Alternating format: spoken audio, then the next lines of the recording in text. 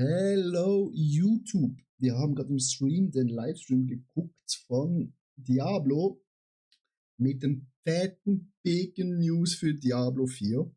Jetzt besteht noch Hoffnung, dass das Spiel gut wird und wir gucken jetzt uns nochmal schnell gemeinsam da kurz rein, gehen da ein bisschen oberflächlich rüber, damit ihr einfach mal ganz schnell ein bisschen Feedback habt und dann später kommen dann detaillierte Videos raus, wenn mehr Infos draußen sind. Also, erstens die neue Klasse.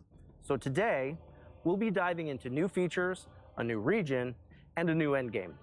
But first, let's take a look at a new class, the Warlock.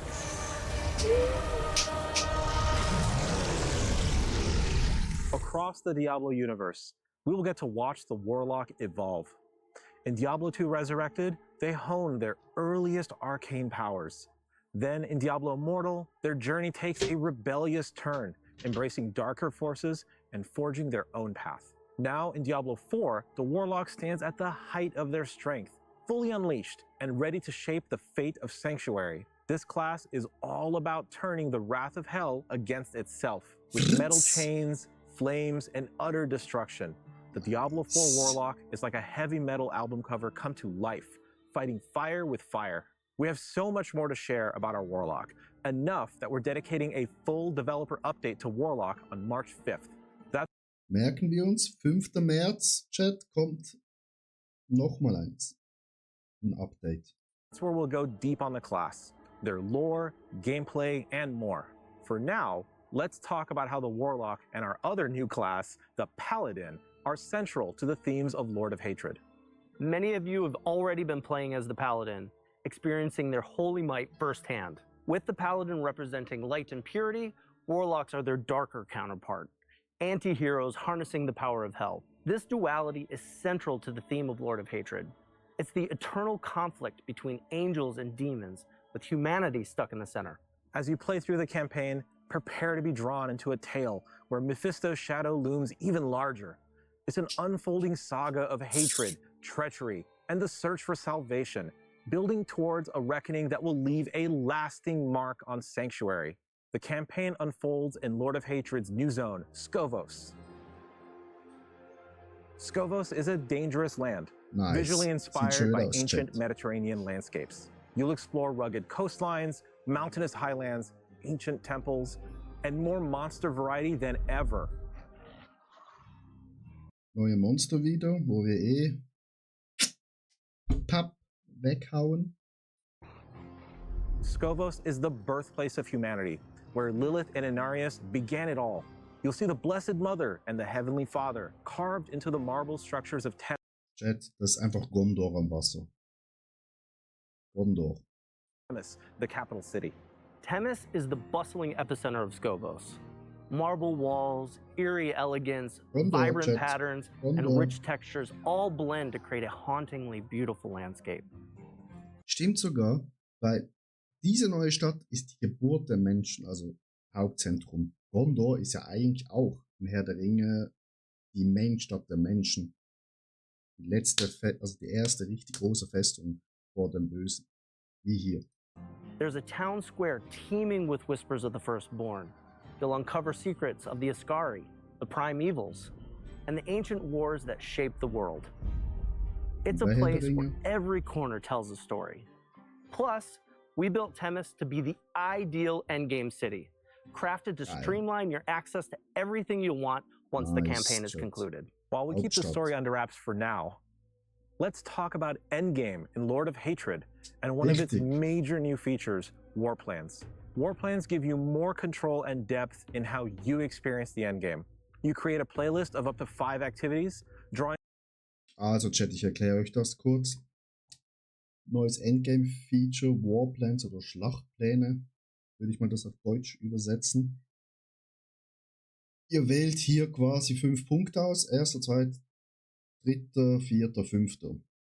Je nachdem, was ihr auswählt, gibt es halt, ja, Loot, merkt man hier auch, denke ich, hier ist was unterscheidet. Ihr habt da halt entweder, ja, wie ihr hier oben seht, ihr geht in die Pit, ihr macht eine Heldheit, ihr macht Dungeons, Bossfights hier. Also eigentlich alles, was man so im Game schon drin hat, jetzt plan durch. Plus, was ihr auf der rechten Seite seht hier, ihr könnt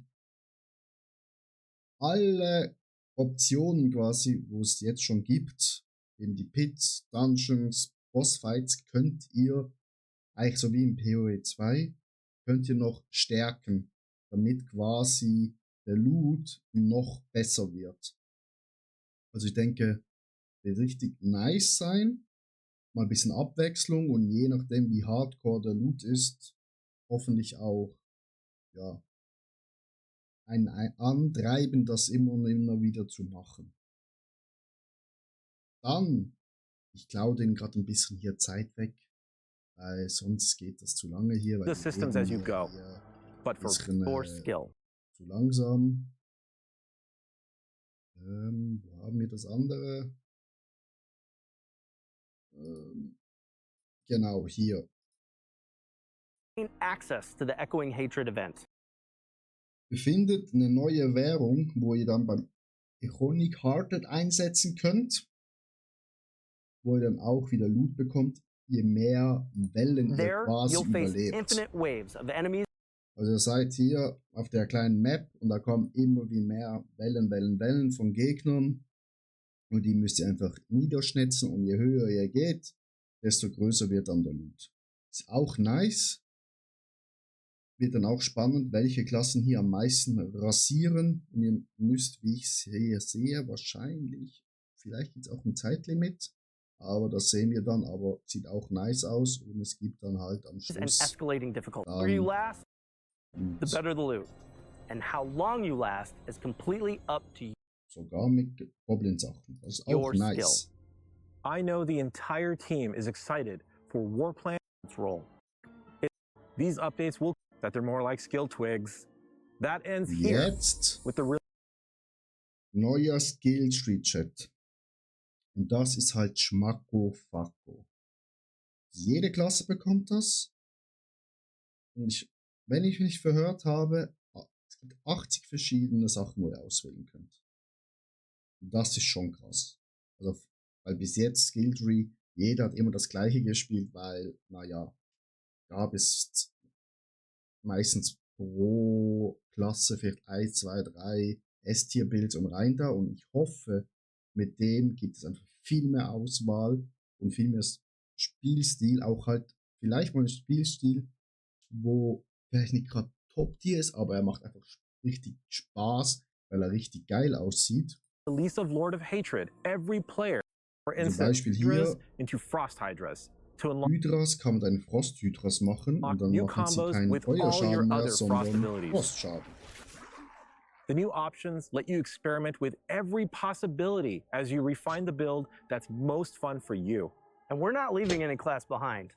Alongside the Paladin and the Warlock, every class will be getting these updates and they will be available to all players, regardless of Lord of Hatred. Hier ist unser Druide-Chat.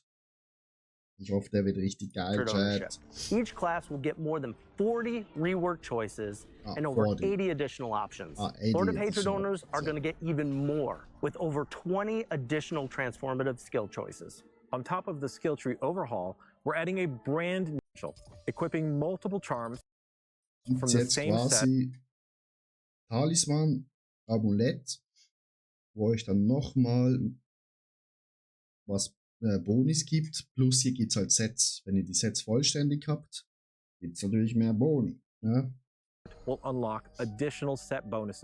Also was sehen wir hier? +2 zu Rapfire, Poison Resistance gibt's. Dann keine Ahnung.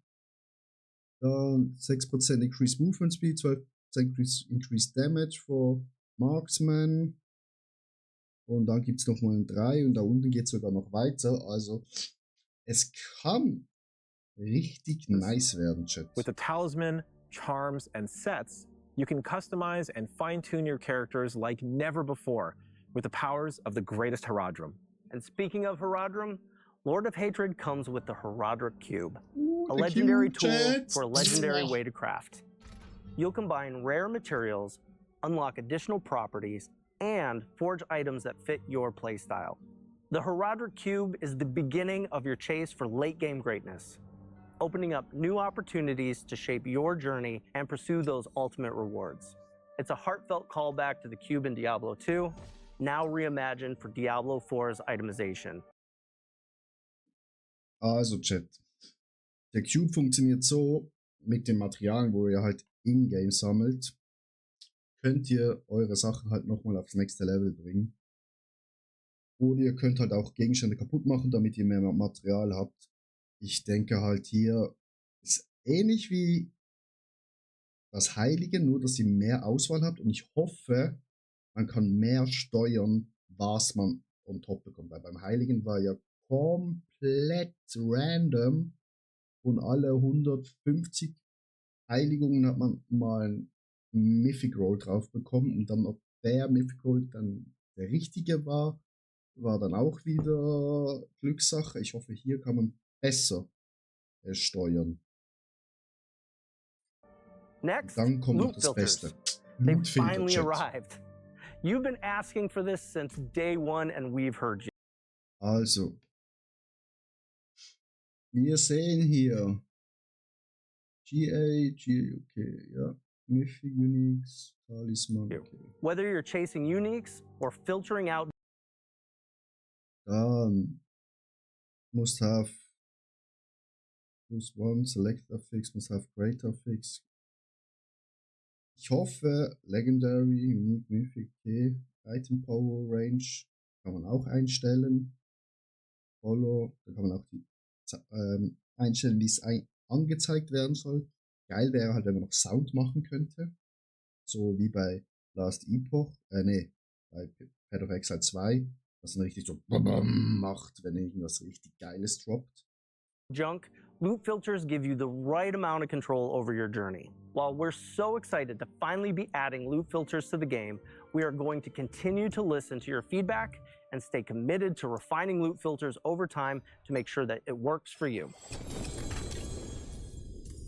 This is shaping up to be quite a year for Diablo 4. Perfect timing for Diablo's 30th anniversary. I've been playing Diablo for as long as I've been gaming on PC. Jetzt Chat, gut You can dive into the origins of the Diablo Warlock and so much more right now in Reign of the Warlock, live today in Diablo 2 Resurrected. We love bringing Sanctuary to life, and we're grateful that you could join us to help us kick off Diablo's 30th anniversary. On behalf of everyone here today and the Diablo team across the globe, thank you for being a part of this journey with us. Achtung, Chat. Are we clear? Are we good? Right. Oh my God, they're gonna freak out at BlizzCon when we announce it. BlizzCon bringen sie nochmal was raus, Chat. Und ich hoffe nochmal was Gewaltiges für D4. Ich denke jetzt nicht, dass D5 kommt, aber ich hoffe, dass nochmal richtig ein Banger kommt für D4. Also, was haben wir neu? Neue Klasse Warlock, quasi der böse Gegenspieler zum Paladin. Wir haben den Warplan, also Schlachtzug. Wir haben dann diese neue Wave-Mechanik, wo irgendwie mehr Gegner kommen, wo schwer sind etc., wo dann auch Loot gibt. Wir bekommen einen Loot-Filter. Wir haben einen Talisman, wo kommt, wo wir dann Set-Bonis bekommen. Und wir haben den Würfel. Also 6 neue Sachen, Chat. Mashallah, freue ich mich. Sobald irgendwas rauskommt, zocken wir rein, Jungs. Also 5. März kommt, glaube ich, das erste neue Zeug. 10. März ist dann Season 12. Und dann 28. April ist dann das DLC dran. Wenn ihr nichts verpassen wollt, lasst ein Follow gerne da und kommt gerne noch auf Twitch vorbei. Wir zocken da durch. Kuss und ich wünsche euch noch einen schönen Tag. Danke euch.